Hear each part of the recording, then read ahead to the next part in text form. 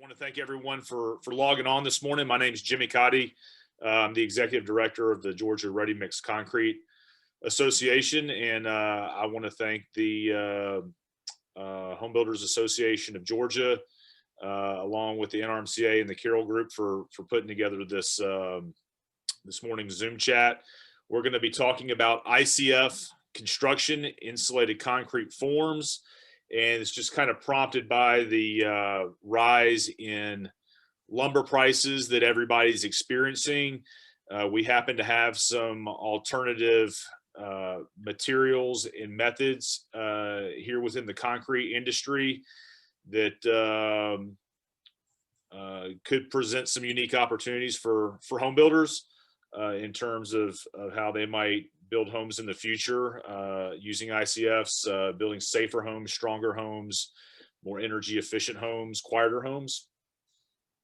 So today on our call, we'll have three folks, Nudura, John Rich from Nudura, an ICF manufacturer, Frank Gordon with NRMCA and our Concrete Design Center, an experienced architect, been designing with ICF for many years, and then Bruce Carroll with the Carroll Group out of Myrtle Beach, South Carolina, who's been successfully building with ICFs now for quite some time. And just want to provide some expertise, some resources to everybody to maybe dip a toe in the ICF waters. And so with that, I'm going to turn it over to Austin. And Austin, if you would, go ahead and make some opening remarks. Yeah, thanks, Jimmy. Like Jimmy said, my name's Austin Hackney. I'm the Executive Vice President for the Home Builders Association of Georgia. And just wanted to thank everybody for joining us today, especially our members who are on the line here.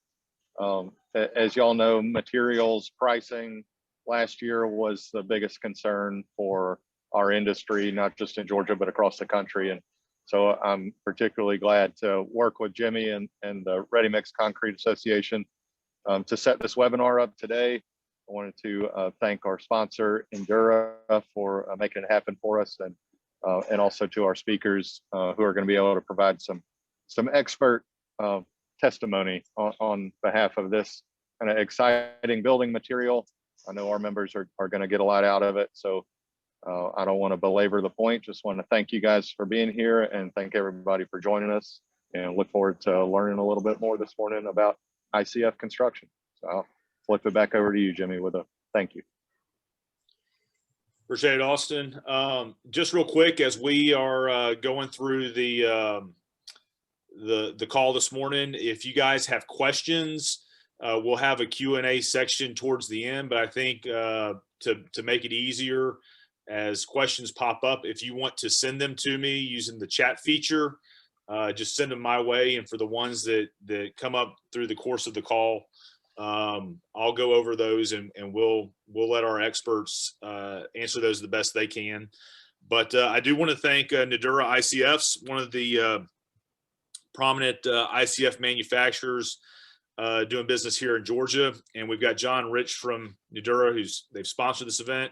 And John's going to tell you a little bit about Nudura ICF blocks and some of the resources and expertise that Nudura has to help you builders get started in the ICF world. So John, if you would, go right ahead, sir. Yeah, Nudura, again, we appreciate the opportunity to be here. We are under what's called Trimco Construction Products Group.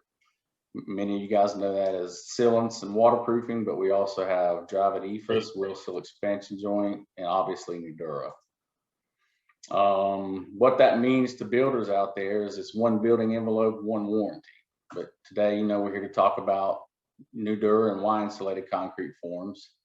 And, obviously with wood prices, as you mentioned, doing what they're doing, that's an obvious reason. But I do want to talk more about some of the other things. Like, we do have the largest block on the market with Duramax technology. Our block is 8 foot wide by 18 inches tall. You basically are installing 12 square foot of wall space at a time. We also have technologies in place that we call Duralock and Durafold. Duralock technology snaps and locks these blocks in place instantly as the installer is installing them. Then we have the Durafold technology, which allows for two things. It gets 40% more block on a truck, and it also eliminates having to install each individual web on site, which obviously eliminates labor. Our plant, it's in Columbus, Georgia. We have a network of distributors. So what that means to you guys here in Georgia is you get faster delivery times with great customer support. The Nudura ICF saves steps, which can mean quicker build times with better builds. Our wall system completes 6 building steps with one product. It's got the form system, the wall structure, the insulation, air barrier, vapor barrier, and your interior, exterior anchoring as well. Your schedules are easier to manage with less labor and subs that are needed on your job sites. Now, what does this mean for your clients? Nudura can improve home energy efficiency by up to 50 to 58%. With that, your homeowner wins. They get lower capacity HVAC systems and up to 25% lower insurance costs.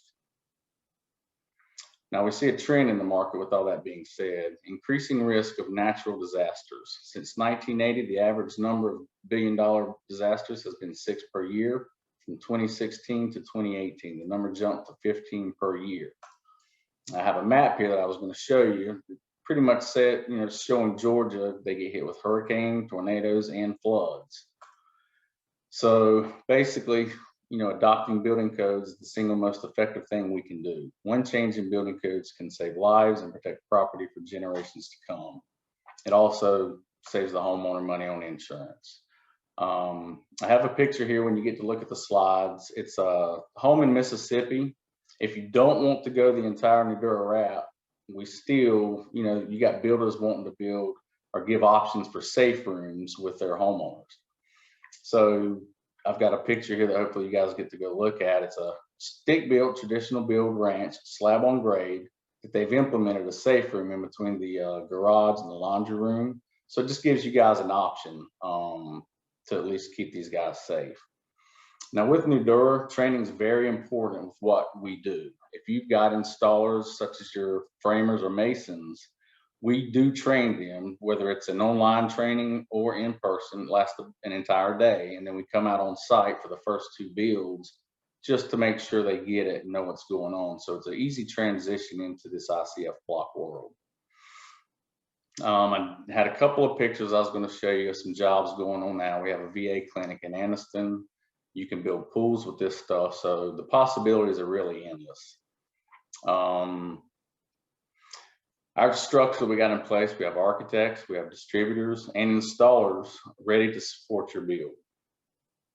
And with that being said, again, we appreciate all you guys being here. If you need to get a hold of me, you can go to nudura.com and just look for your local rep.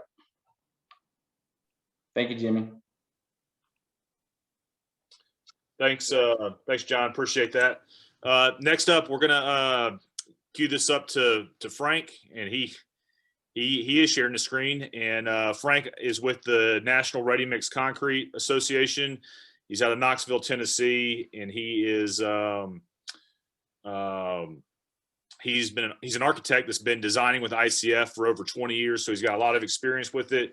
And he also runs our Concrete Design Center, which is there to be a resource to builders who want to dip a toe in the water and who want to maybe make this transition from wood to ICF and see if it can work for them. So I'm gonna let Frank take over, and we'll go from there. Thank you, Frank. Thank you, Jimmy. Everybody can hear me okay, I hope. I can, yes. Okay, very good. All right, just want to be sure. Well, thank you guys. Appreciate your time. Thank you, John. Thank you, Austin. We appreciate an opportunity to present to you guys. We know time is valuable. I told Jimmy, I just want to run through a quick, understanding of the benefits of using ICF or insulated concrete forms. Not going to take you a lot of your time because we've got a speaker following me, Mr. Bruce Carroll, that I think has a fantastic story to tell about his time in building with this product. But I just want to run through some of the basics so that with some of the pictures that you'll see and some of the things that will be discussed, you'll have a little bit better understanding if you haven't been already exposed to ICF and how it goes together. All right, let's see here. There we go. So ICF insulated concrete forms.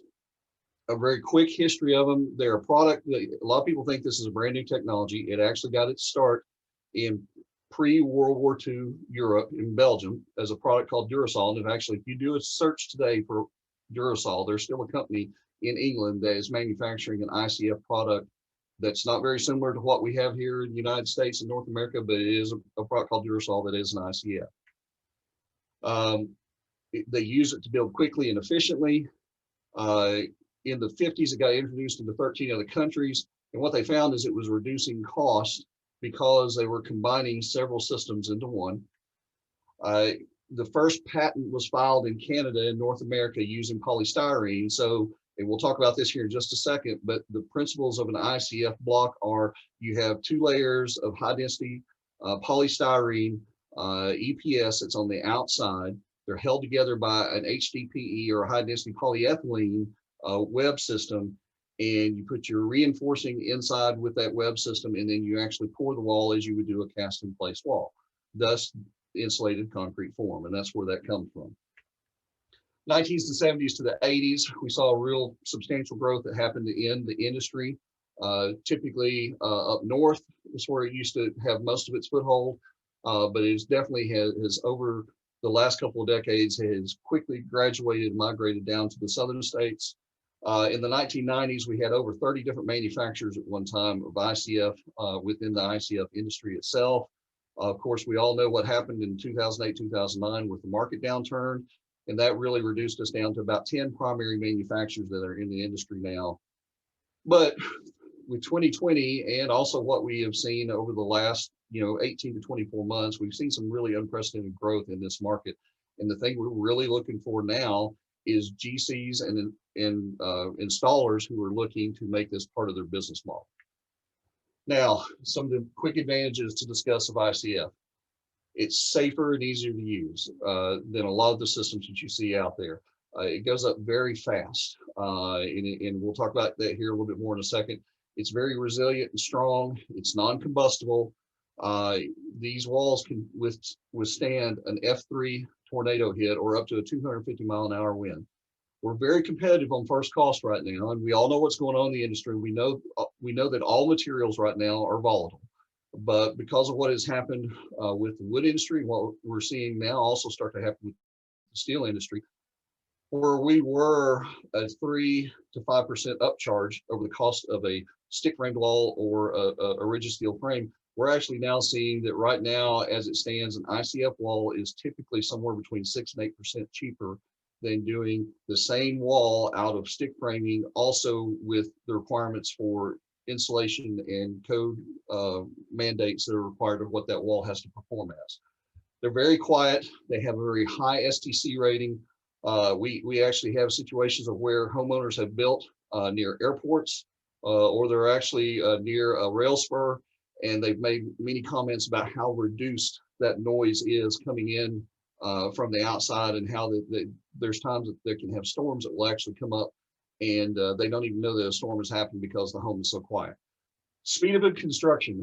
This is not an exaggerated number, guys, because of the way ICF is done, because of the fact that when your ICF installer walks off the job site, you have your structure, your insulated envelope, and your vapor barrier and your FERD system for finishes to be received already in place. We are, especially commercially, are seeing up to a 30% reduction in your construction schedule. In residential, it's anywhere from 15 to 20%, because you're looking at fewer trades. One installer is doing the same thing that 3 to 5 people or 3 to 5 different trades would be doing for you. They're very energy efficient. They have a very high R value. Now, if you're looking at just the static R value, point per point, they're about an R24 to an R25. But when you look at the performance value of these walls, when you combine the thermal lag of the concrete's thermal mass, these walls typically perform as a wall that's an R30 or better. You have a lower insurance cost. It's because they are resilient and strong. They don't rot. They don't have all the inherent problems that you see with other types of systems. It's very well established. A lot of people, again, think that this is a fringe type of construction, to build with. It's not. There are thousands upon thousands of buildings across North America, and we can give you case studies if you request them, of showing different buildings that have been built with ICF. and it's extremely flexible. A lot of people have this mentality, picture that ICF or a concrete building is like a square box. That's just not the case with ICF homes. That you can build any shape, you can build any size, you can build any sort of layout that you can with conventional methods of construction. You can do it with ICF as well. Just showing you some of the different things that we've projects are being done with ICF. We have multifamily, we have commercial, we have schools. So there's all different types of construction that can be done with ICF. This is just a quick little cut through of what an ICF block looks like, just to give you, if you've never seen it or you've never had anyone explain it to you. So you've got the 2 layers of EPS foam that are on the outside. They're held together by these structural webs or furring strips.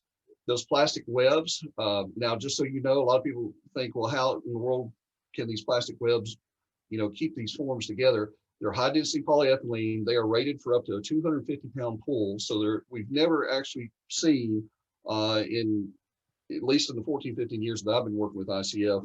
And just, oh, by the way, just one thing I want to throw in there, I'm actually also a certified installer in ICF, and I have been in the field working with ICF too. So it's not just something I've looked at from a design aspect or it looks good on paper to me. This is something I've actually seen, and I've actually been out in the field and I've helped put together. I know how these systems work. So you've got your reinforcing that's going in, referring back to the diagram that you see on the screen there. Cast in place walls typically have like a 12 by 12 mat of rebar in them. That's typically what, most of your structural engineers are going to, request and design for. The only thing that you have to be cognizant of when you're dealing with structural engineers with ICF is that because of the spacing of the webs, you probably have to change the spacing of the block rebar reinforcing. You have to change that with your structural engineer. So you just have to have a quick conversation with them about, hey, typically this would be a 12 by 12 mat inside the wall, but in this situation, your verticals are going to be maybe 12 inches on center, but your horizontals will be either 16 or 18 inches on center, just depending on the block that you use. Also, you see that we're actually showing the sheetrock is actually affixed right to the outside of the ICF. You do not have to fur these walls unless there's just some reason that you want to fur them out, because the furring system is there for you to attach any of your finishes, whether it's a interior finish of sheetrock or an exterior finish of anything from a veneer to synthetic stucco or even a metal panel. You can attach any sort of finish to the outside of an ICF wall that you can with other traditional means of construction. And these units typically, the forms typically come in anywhere from 4 to 6 to 8 to 10 and 12 already pre-assembled. The forms that you're seeing there on the screen are from Nudura, our sponsor of today's event. But if you need something larger than that, if you're dealing with a very large home, they do have other forms that can be put together on site that will allow for a larger concrete core. So that's another thing for me to point out is whenever you hear somebody referring to a 6-inch ICF or an 8-inch ICF, that nomenclature is always referring to the core of the block. It's not referring to the overall thickness. So one of the things as a builder, you've got to be cognizant of, and as a designer, you have to be cognizant of, is that if somebody calls for a 6-inch ICF, depending on the form that you use, that could be anywhere from 11 inches to 11 1/4 inches, because the thickness of your foam on the outside is anywhere from 2.5 to 2 5/8 in thickness if you're using a standard form. There are other forms out there that you can get that have thicker foam on the outside, and there's different reasons for that, but we won't get it too deep into the weeds on that today. And they have different form types. You have a straight form. Your typical straight form is either 4 or 8 foot long. You have corner blocks. You have radius blocks that are made typically on a standard, either 1 foot or 2 foot radius. Nudura is one of those companies that they actually can do a custom radius for you. You tell them the radius that you need made, and they can make it for you. They also have 45-degree angle blocks. And then they also have, which is something that I think is very unique to ICF construction, the block that you see in the upper right-hand corner of your screen is actually a masonry ledge or a brick ledge, as we like to call it, block, where instead of having to take your brick veneers or your stone veneer all the way down to the top of a footing, you have the ability to install this block just right below grade and then take your masonry up from there. Basically, the concrete pours pours out into that form, and you put a piece of rebar in that little receiver trough that you see there, and then you can stack your masonry right on top of that. So it saves sometimes a considerable amount of cost, especially if you've got a site that's sloping a lot and it's not very flat. You have the ability to provide a finish, in an expensive finish, without having to worry about how am I going to support that all the way down to the top of the footing. There are 6 construction steps that go in with ICF. You have the stacking, which is number 1 there that you see, where they're actually stacking the block. As they're stacking it, they're also reinforcing it, which goes to number 2, where they're placing the rebar inside, providing the corners, tying those off. Then once they get to 4 or 5 courses, they wind up putting their bracing in. Now this bracing system is a little bit different in that it is on a turnbuckle system, and you have the ability to adjust those turnbuckles to bring the wall in and out. And basically it's just to plumb the wall. And the way that what happens is when you go to step number 4, where the concrete's being poured, is that when they adjust this wall in and out, they'll do a 4-foot lift of concrete typically on the day of a pour. They'll do 4 foot of concrete in a lift all the way around the outside perimeter of the wall. Then they will go and they will check each one of those bracing systems, their verticals, to see that the wall has stayed plumb. If the wall has not stayed plumb, then they will turn the turnbuckle there to bring the wall in or out, whichever way they need to do to get it back in plumb. And then they'll repeat that process till they get the height that they want to be that day, which is typically somewhere between 14 to 16 feet is the height that they want to have to pour out a floor in a day. Once pouring is done, the next thing that winds up happening is your infrastructure goes in, and this is really where you wind up getting the majority of questions from installers and the majority of questions that you get from electricians and plumbers is, how in the world am I supposed to run my system in this foam?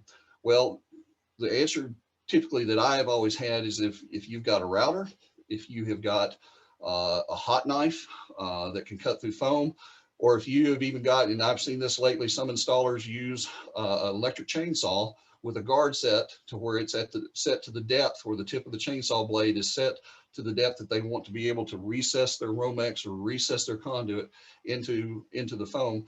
And then you just run that wherever you need to run your wiring to get it over to your junction boxes, to get it to your light switches, whatever it is you're trying to put in the wall. And then once you get all your wiring in, there is foam that's provided by the manufacturers for you to go back and then foam back over the top of that so that you don't lose any of your R value. And then finally, the last step that you see there is the finishes go in. Stone, hardy siding, any sort of finish that you can do with a conventional home, you can do with ICF. Just some single families and some townhomes that have been built. As you can look at all these, you can see these are all very nice homes, very aesthetically pleasing on the outside. Multifamily is a big part of our market right now. A lot of developers from multifamily and hotel are really starting to look seriously at ICF, and that's really one of the largest parts of the demand that we get right now, especially at the Concrete Design Center, is for us to look at a cost comparison between building with wood or a rigid steel frame, and then what that would look like for concrete. We can say without a shadow of a doubt that typically all the outside exterior finishes, you would not know the difference between an ICF facility and a facility that's either being built out of wood or steel. Also commercial, we have a lot of examples of commercial buildings that have been built in ICF, especially first responder type facilities like fire stations and police stations. We've seen a lot of success in that market using ICF. And in schools is one of our biggest markets. The first net zero school, zero energy school in the nation was built out of ICF. It was a project I worked on going on 12 years ago in Bowling Green, Kentucky. But schools are a very big, a very attractive type of project to be building ICF out of. They're resilient. They act as storm shelters, so your kids are in a secure facility.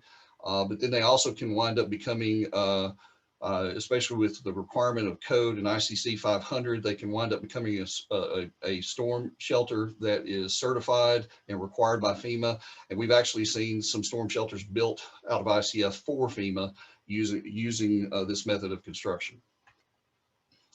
So real quickly, why look at ICFs today? This is information that's probably not foreign to you guys, but it's something that you've seen here recently.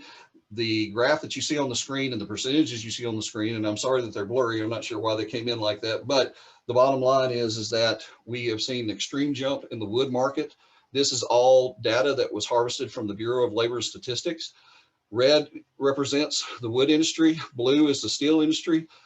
I would be remiss if I didn't point out to you guys, look at ready-mix concrete and look at the steady climb that ready-mix concrete has made compared to these other industries. There's not a more stable material out there that you can be building out of today than ready-mix concrete. I hope that if there's one thing you pull away from this slide right now, is that you can always depend upon the availability and the price point that concrete is going to fulfill in these projects.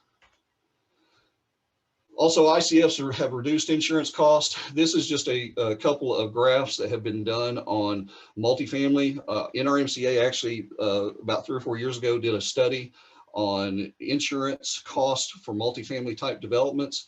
And this is just a sampling of the difference between building with concrete versus building with wood. If you would like to request a copy of that study, it was done in conjunction with Boston University. We'll be glad to send that to you so that you can read it for yourself. But this just gives you an idea of where the insurance costs are coming in compared between wood and concrete. Any energy savings versus wood. So as you can see the graph that's on the right-hand side of your screen, as costs climb up because of energy expenses. Now, a lot of people ask why San Francisco is so low, and the only thing I can tell you about that is because San Francisco's codes and their requirements are so stringent. They have to build their wood frame walls to compete with what an ICF wall can perform as. But the rest of those are showing the advantages of building with ICF, and this is a standard 2x6 wall with a brick veneer versus a 6-inch ICF wall with a brick veneer. You can see the difference in the R values, but you can see the R value and energy savings in the graph that's on the right-hand side of your screen. We also have ICF decks. I won't spend a lot of time talking about those, but it's not just for walls. It can also be done horizontally. Here are some other types of systems, steel joist systems that can be used with ICF. Also, you have cold form steel or composite concrete floor systems that we can do with ICF as well. And just a couple of things about resiliency and strength. Just a couple of pictures that probably most of you are familiar with. One is a house that was built in Mississippi in 2005 that took a hit from Katrina. The neighborhood around it completely wiped away. The house was actually still under construction. It was not finished at the time. But as you can see, other than maybe missing a few windows, and I'm not even sure if those windows weren't installed yet or not, and missing the shingles on top of the roof, it's the only thing that survived in the neighborhood. Same thing with the one, it got cut off at the bottom of the screen, but that's a picture from Ike that happened back in early 2003, I believe. And then this last one is one most of you probably be familiar with. This is Mexico Beach. Hurricane Michael hit Mexico Beach in 2018. The house in the center, they actually, CNN actually did a report on this home.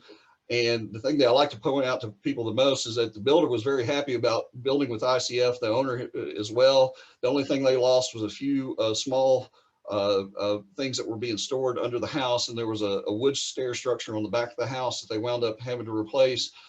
But as much as they were happy about building out ICF, I can guarantee you that the guy that's in the picture up around that's up here, the upper left-hand side of your screen, and you can see a little bit of it in this picture too. This house basically took the brunt of the storm and protected the house behind it.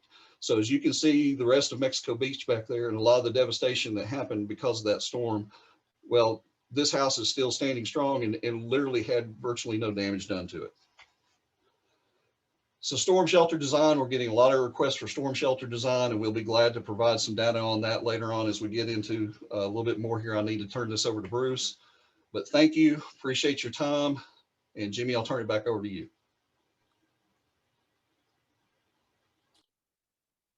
Thank you, Frank. If you can take that down, I think Bruce is going to try and share his screen here in just a minute. And I'm going to turn it over to Bruce Carroll. He's with the Carroll Group. Bruce builds in the Myrtle Beach, South Carolina market, and he has been utilizing ICFs going back to the late 90s. He's made it a normal part of his building portfolio for his clients, and he's been successful with it. and he's going to share a little bit of his success story with you guys as well. So I'm going to turn it over to you, Bruce. Thank you very much. Let's get started. Thank you, Jimmy, and thank you, Frank, for your presentation. Can you see on the screen my my slide? Is it coming through? Sure can. Okay, good. So I recently spoke to the National Ready Mix Concrete Association about ICF, and I'm basically using the same group of slides to talk to you today. I titled that presentation using ICF's a competitive advantage, and I say that because as a builder in the Myrtle Beach market, we don't have a lot of competition when it comes to using ICF forms, and I think that we've certainly been successful over the years promoting the product, having the product available to our clients, and not having a lot of competitors in that space to work against. Let me see if I can, here we go. I am a third generation builder on the left. This is my grandfather, Bruce, so I was named after, built stick frame homes in the 40s and the 50s in Southern Indiana, where I grew up, and also in Florida. On the right, a shot of my dad and I some years ago. And we were framing first house that I built for myself, and learned a lot of skills from him, and also from that project in particular. I always had an interest in drafting and design, started at an early age with that, but I wound up in Myrtle Beach in sort of an unusual way. In 1985, I was actually a musician at the time, and I worked with my sister, and she moved here. Her husband had an opportunity in Myrtle Beach, so I followed them, and then ultimately decided to get my contractor's license in 1987 and got started building. To date, we've been fortunate to build roughly 1,000 homes throughout this area, and about 200 of those have been ICF projects. As Jimmy mentioned, I started using it in the late 90s. That was in the aftermath of synthetic stucco issues on frame construction. We've since figured out some good ways to use stucco over frame that are safe, but back then we were, like a lot of contractors, involved in a number of lawsuits regarding moisture infiltration on synthetic stucco. So we were looking for an alternative to that, and ICF seemed to make the most sense. We've used it the most in a fairly high-end community called Grand Dunes, and that community has a Mediterranean style, Floridian style architecture primarily, and with the stucco exterior, it's a natural fit with ICF. Although, as Frank said, you can put anything on it effectively. About that time, we started learning about the Insulated Concrete Form magazine and the competitions that they hold. And I'm going to show a few slides of homes that we entered and were fortunate to win. And primarily I'm showing this to just give you an idea of some things that we've been able to do with ICF forms. Some very beautiful and elaborate homes. This home is in Florence, South Carolina, about 18,000 feet under roof, as you can see. Interesting sidebar. Here's a shot of us pouring part of the house. And one of the days that we were pouring, we actually had a pump explode.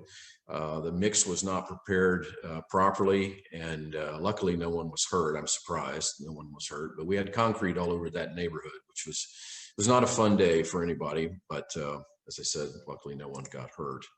It's a finished inside shot of that house, and that particular client was pleased with what we had done, and he's a physician, and asked us to come back to town and build a new office for them, also out of ICF. So there's a shot of the office building under construction.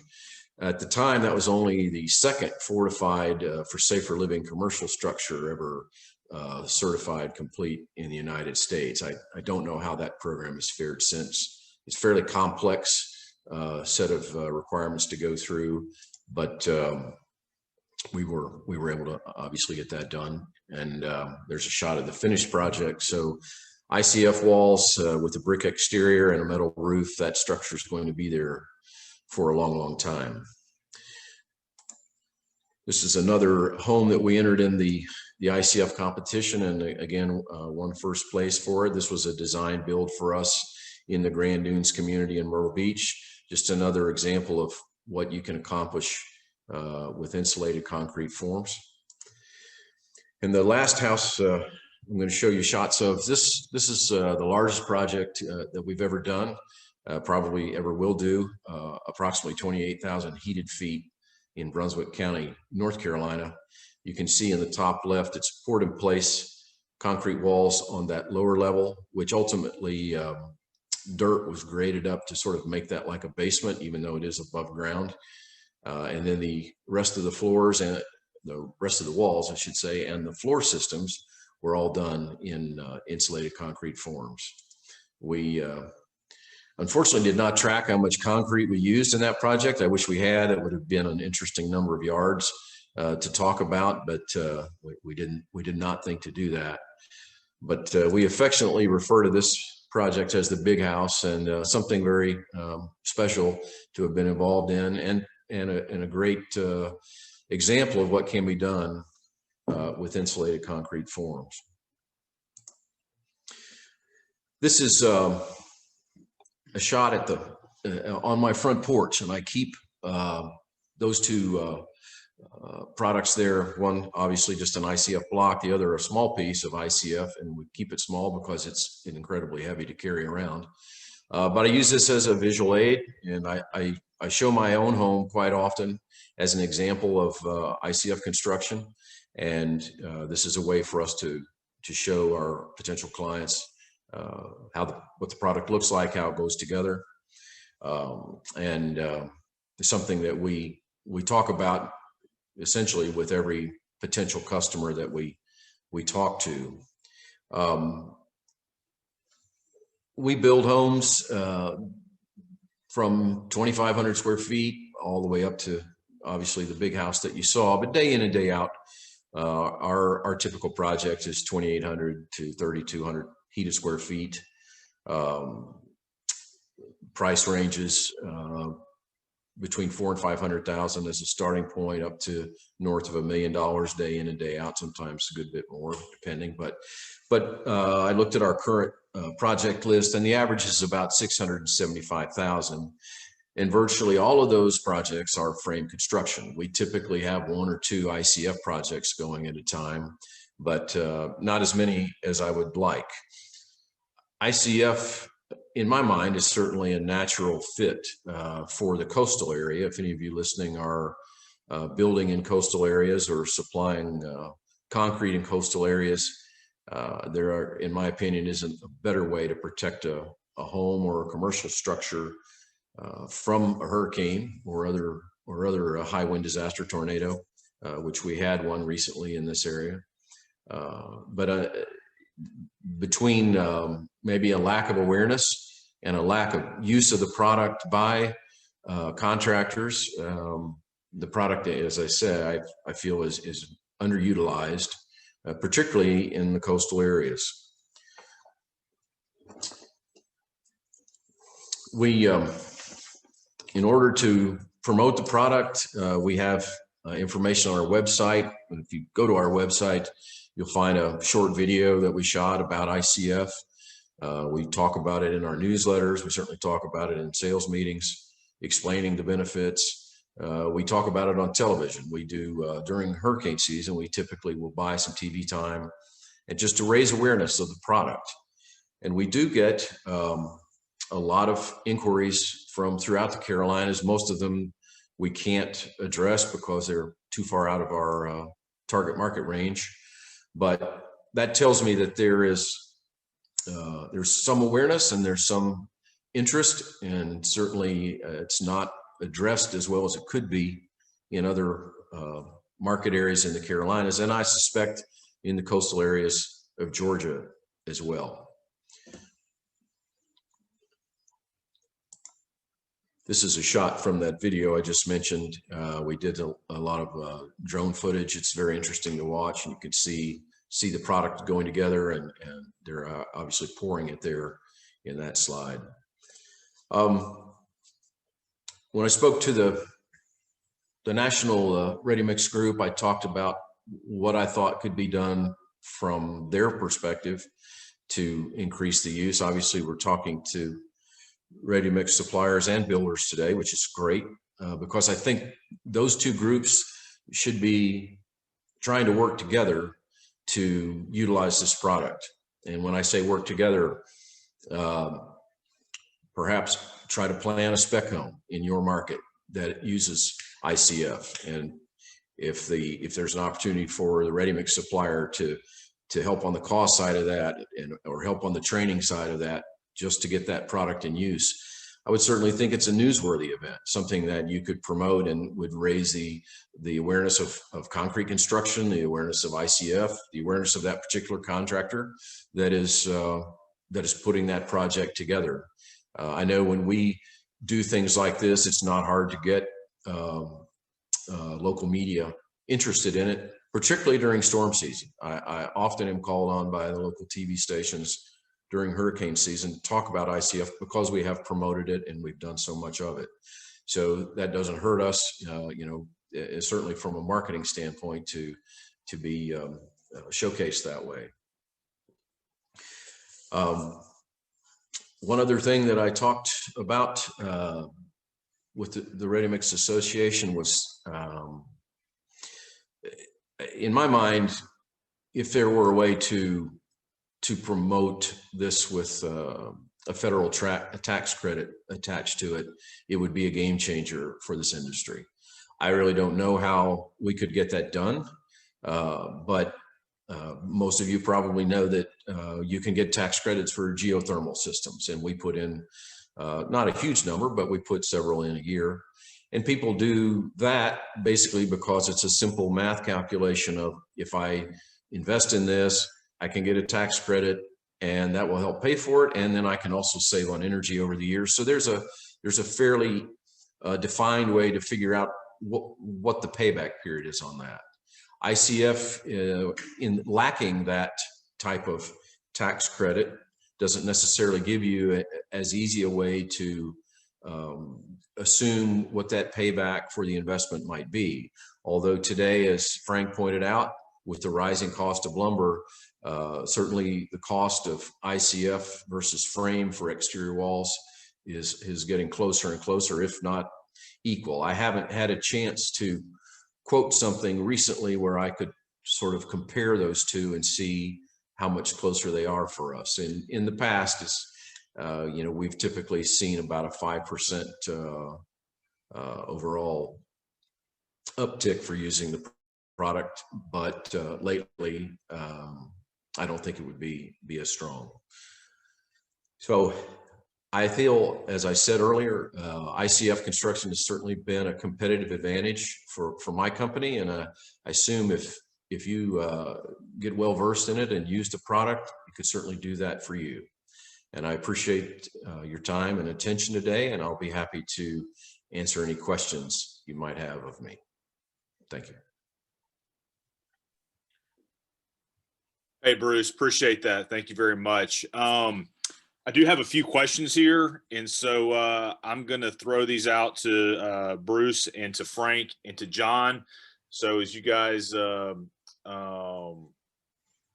toss them out, and just feel free to chime in just with your own experience on it as well. So first thing I'm going to ask you about, Frank, this is going to be directed at you. We talked a little bit or touched on some of the resources available to these guys that are intrigued by ICF, that would maybe like to give it a shot, but not sure where to begin. Tell us a little about the work you guys do at the Concrete Design Center and how you can be of assistance on someone wanting to sort of wade into those waters.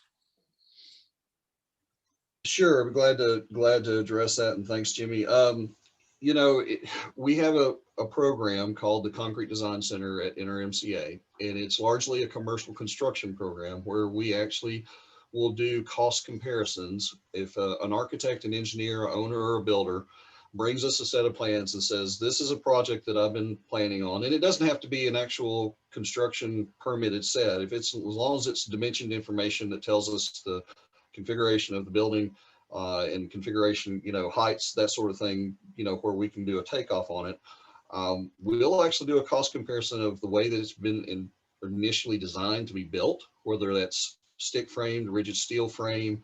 We've even had some other types of systems have been proposed, and then they've asked us, can you compare this to concrete? And while we're talking about ICF today, because of ICF's application in the residential field, I want to point out that we also, we're about everything concrete, and that means tilt up, insulated tilt up panels, precast, anything that falls within the concrete realm. That's the type of projects that we like to present on. So we'll actually do a cost comparison, and out of that cost comparison, then we'll talk about some of the advantages that I talked about in the presentation that I did. But we provide that as a independent third-party representation of, here's the way you've designed it, here's what we believe concrete can do. And we actually we use RS means, but we also use several other different cost data systems to refer to. We try to get the most recent cost possible. We try to also not just deal with a national average, but we try to get a cost that is based upon your market and provide you those, here's what it's going to cost you, on the wall system, or here's what it's going to cost on the floor system to build it the way that you're intending. And here's what we think concrete can do for you. And even if concrete comes in more expensive, we show those numbers, we put all that out in front of you so that you make an informed decision. But we talk about the advantages of concrete and how it can save you on the long-term costs, how it can save you on owner income earned. So we just lay all that out in front of you so that you have something very definitive that you can use in your decision-making process and that you can take to your decision makers so that they can decide what's the best way to, integrate concrete into their project. All right. Thanks, Frank. Question here from one of our ready mix producers, asking about sort of the typical mix that might go in an ICF wall. And just as an additional follow-up is, would SCC self-consolidating concrete, would that be an option for use in placement? Sure. So SCC definitely could be an option for you. Just to speak to what the typical mix is, most of your ICF installers, and Bruce can probably speak to this as well, most of your ICF installers are going to do a 4,000 PSI mix. And that's usually going to be either a pump mix or what's referred to as a pea gravel mix, just because the way that we typically place the concrete in these walls is with a snorkel boom truck. Every now and then in extreme situations, you'll see somebody try to do an install with a line pump. I can tell you that makes for an extremely long day for somebody to try and do it that way. But typically it's a snorkel boom truck, that is placing the concrete into the wall cavity. And so the typical mix is just a standard 4,000 PSI, either pea gravel or an ICF. They'll even call it, most of your manufacturers now, most of your concrete providers have an ICF mix that's already on hand. To answer the whole SCC question, the way that you have to do these walls is just like any cast in place wall. You have to make sure you're getting proper consolidation. You have to vibrate your reinforcing to make sure that you are getting rid of any voids. That's also a part of the reason why they do 4-foot lifts at a time, not just because of back pressure, not just because of wanting to make sure the wall has stayed plumb, but you're wanting to make sure you're getting all the air out of that wall as you're pouring it and as you're placing the concrete mix down in the cavity. So you could use SCC, and I think that self-consolidating concrete is a great thing. I'm just not sure at the end of the day, when you compare apples to apples in your numbers, whether SCC is of the best value when you're trying to do, a wall that you're already going to have to vibrate and you're already going to have to ensure is not getting voids in it anyway. That being said, there's always different situations that come up, and there's always specific, if you have a wall that has a different shape to it, or, it's for some reason it's got several intersections coming in, or there's a lot of rebar in the wall and you're concerned that, you're not getting rid of all the voids, excuse me, then yes, I think there's definitely a place for SCC. It's just not something we see as a typical when you're doing ICF walls. All right. Thanks, Frank. Another question just came in. Tell us about termites in ICF walls. I guess I can start with that. I mean, termite, that's a big deal here in the Southeast more than anywhere else. And Nudura does manufacture a block right here in Columbus, Georgia, that does have a termiticide in it. So if you're in one of those counties who are kind of pushing that or strict on the codes, we do have a block that can be manufactured with the termiticide that passes code, and they're rocking and rolling and ready to go. One of the things that we talk about as one of the attributes of the ICF wall system, they're really, termites don't want to eat it. They don't like foam. They don't like concrete, steel. We use treated lumber typically for our door and window openings. They don't like that either. So we still frame our interior walls with wood, but that outside wall is pretty well, protected. It's not something a termite's going to look for. Great. Thanks, guys. I know Frank mentioned earlier another question just kind of on efficiency, and maybe Bruce, you can touch on this a little bit. He talked about the speed of construction and some of the efficiency gains there. Maybe can you just elaborate a little bit, Bruce, on those efficiency and how quickly these ICF walls can go up and you can move along with your project? I can't say that we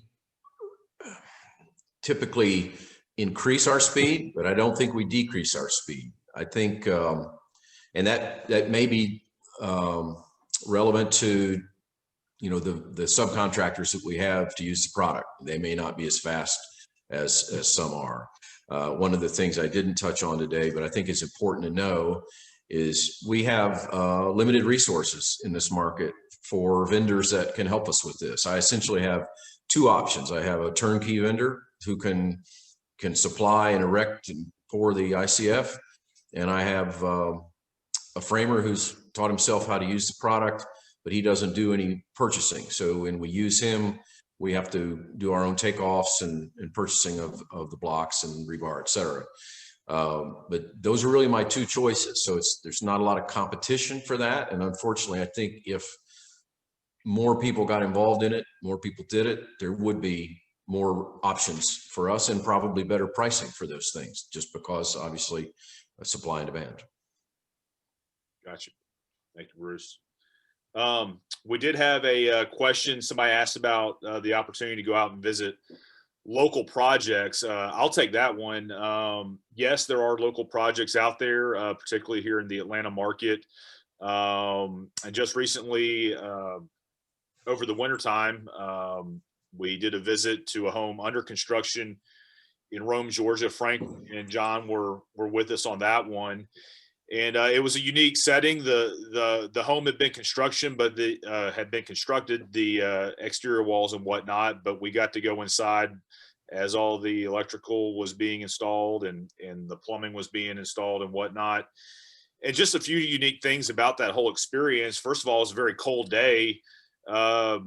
And we were inside the home. It had no power, but everybody was very comfortable with the temperature. Probably most uniquely to me, as I was sitting there listening to Frank and to the homeowner talk about the project, there was a paint crew on the outside going up and down ladders and moving them along the side of the house as they were doing their work. And you never even heard so much as a thump on the outside wall as we were in there discussing the project. And it just really speaks to that comfortable quietness you get inside that I think particularly would be beneficial in multifamily type settings. But yes, there's homes, there's commercial settings here in Atlanta. And if anybody's interested in doing a field trip of sorts, we would be glad to put that together and take you on site to show some under construction, so show you some completed projects and whatnot. So thank you for the question on local projects.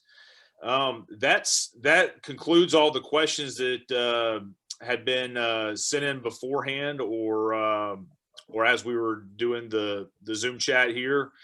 If nobody else has anything, I'll go ahead and close this out. I want to thank Nudura again for sponsoring, and thank Bruce and the Carroll Group for jumping on and sharing their experience with ICF, as well as the Home Builders Association of Georgia and the NRMCA for their efforts in help putting this together. I hope the call was informative. Again, the resources are out there to help you get started with this project. There are teams of people out there that will help you make sure you have a successful outcome as you get started and get comfortable with ICFs. And if you have any other questions in the future, you can contact us at the Georgia Ready Mix Concrete Association. You can contact the National Ready Mix Concrete Association. You can go through your statewide home building chapter, Home Builders Association of Georgia. And of course, I'm sure Bruce would be glad to share any other experience he has with you if you contact the Carroll Group in South Carolina. And of course, last but not least, our ICF manufacturer, Nudura. They have training programs available. They have training specialists ready to help you get started. And you can contact Nudura via their website or through the GRMCA as well. And with that, we are 1 minute over. And so I'll go ahead and close this down. Thank you guys very much for your time this morning. I hope you enjoyed it, and I hope it was useful, and look forward to talking with everyone soon. Take care, all. Thank you. Thanks, everyone.